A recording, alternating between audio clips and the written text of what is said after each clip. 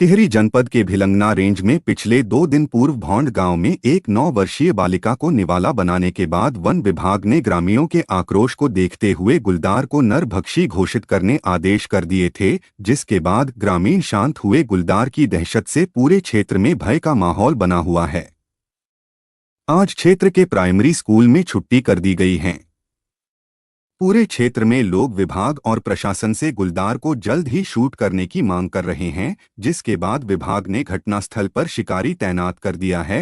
विदित हो कि बीते सोमवार को वन बीट हिंदाव के ग्राम पंचायत भौड़ गांव में 9 वर्षीय पूनम को गुलदार ने आंगन से उठाकर अपना निवाला बना दिया था, जिससे पूरे क्षेत्र में गुलदार को नरभक्षी घोषित कर उसे मारने की मांग लगातार की जा रही थी।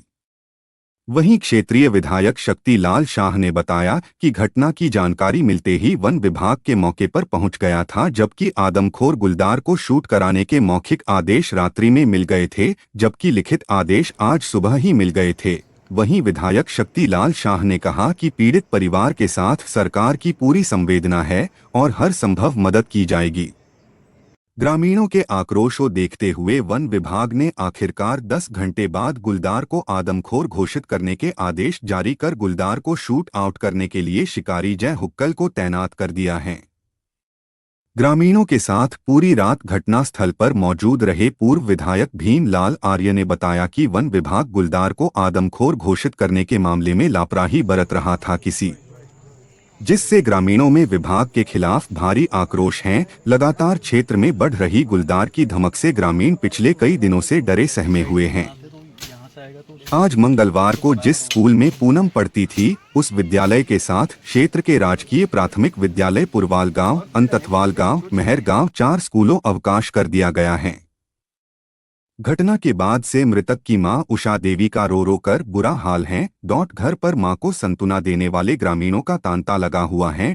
मौके पर पहुंचे शिकारी जय हुक्कल ने गुलदार को शूट करने के लिए बॉडी को घटनास्थल पर ही रखने को कहा है।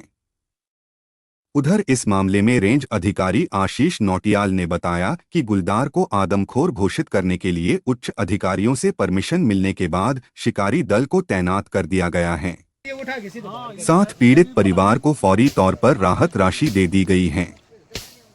साथ ही बॉडी का पोस्टमार्टम कर दिया गया है। इस दौरान ब्लॉक प्रमुख बसुमती घणाता, जिपंस रघुवीर सिंह सजवाण, विक्रम घणाता, करण घणाता, सरोप सिंह आदि तमाम लोग मौजूद रहे। इस साइड पे बनाते तो यहाँ से आएगा तो सीधे उसके बराबर होगा ना।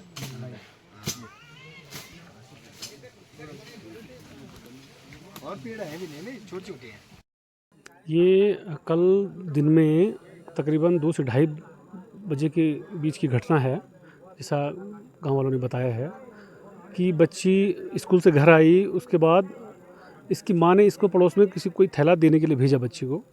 तो बच्ची वहाँ चले गई थी और वहाँ से जब ये वापस घर आ रही थी तो घर से महज 10 मीटर की दूरी पे गुलदार ने जो है, क्योंकि इस क्षेत्र के चारों ओर जो है घना जंगल है, इस गांव के चारों ओर, तो इनके घर के चारों ओर भी बहुत घना जंगल है।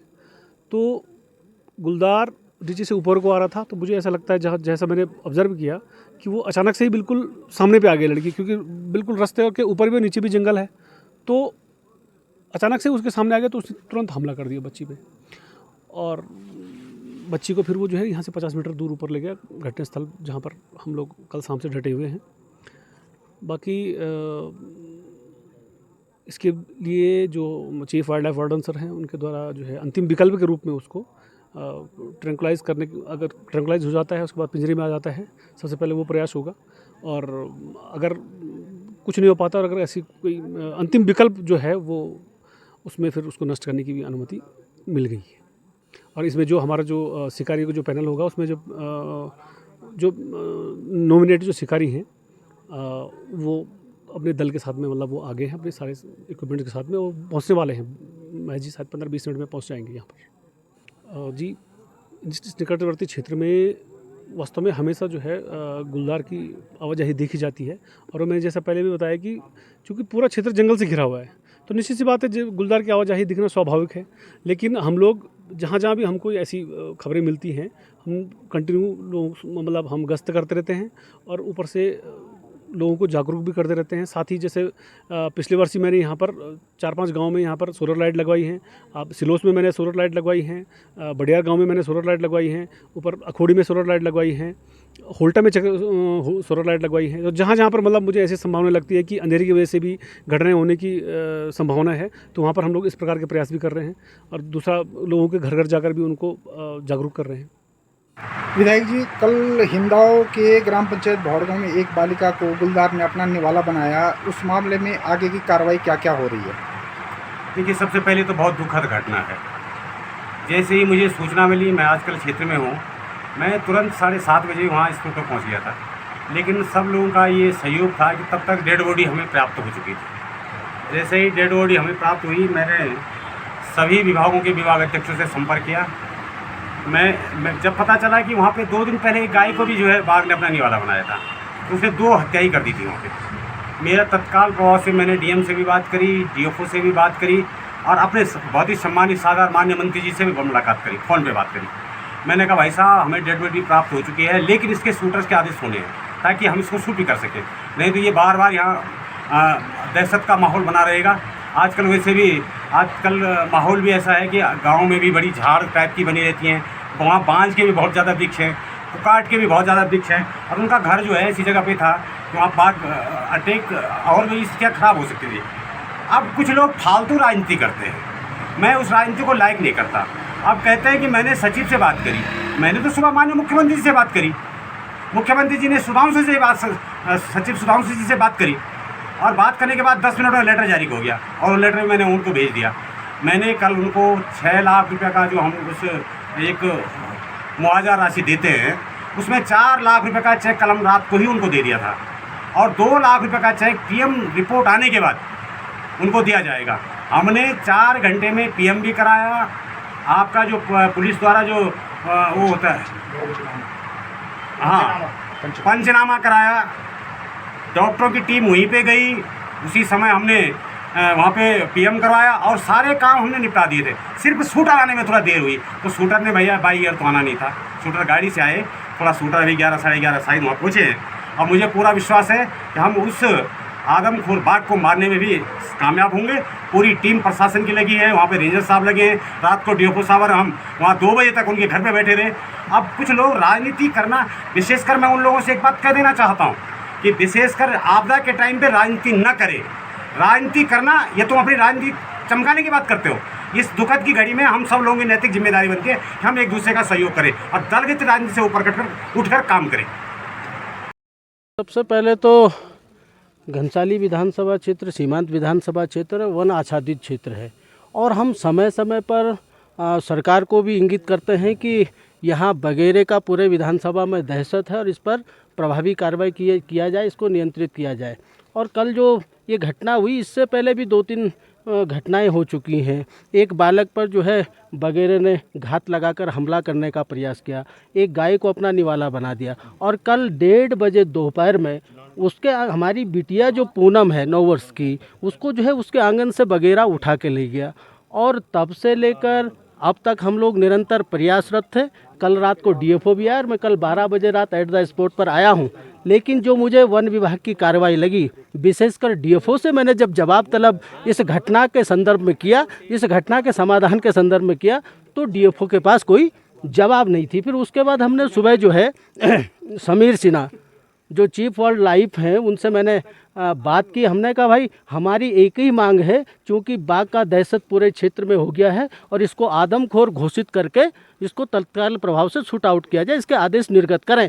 तो समीर सिन्हा ने बहाने थोड़ा सा कहा कि डीएफओ ने रिपोर्ट नहीं की। हमने कहा, भाई डीएफओ कल एट द स्पॉट थे, उसको रिपोर्ट करनी चाहिए थी। लेकिन जब हमने बहुत कड़े शब्दों में कहा कि अगर निर्णय नहीं होगा, शूट आउट का आदेश नहीं होगा, तो भीमलाल आर्य को और जनता को जो है इस बालिका का शव मुख्यमंत्री जी के कार्यालय में ले जाना पड़ेगा और हम धरने पर बैठेंगे। तो तब जाके थोड़ा सा जो है वन विभाग का दिमाग होश में आया और अब कार्रवाई होगी है। लिखित आदेश तत्काल प्रभाव से समीर सिन्हा ने मुझे कर दिया है, एक काफ़ी मुझे भी भेज दी है और शूटर भी 5-10 मिनट में आने वाला है। और निश्चित तौर पर अब जो है हमारे इस क्षेत्र से जो बाघ की दहशत थी, जो आदमखोर बाघ था, उसको निश्चित तौर पर मौत के घाट वन विभाग उतारेगा और फिर से हमारे इस क्षेत्र में अमन चैन रहेगा। और मेरा फिर पुनः विशेष आग्रह है वन विभाग से कि पूरे घनसाली विधानसभा क्षेत्र में लगातार गश्त की जाए, सघन अभियान चलाया जाए और इस तरह की अप्रिय घटना घटित ना हो, इस पर अंकुश लगाने का वन विभाग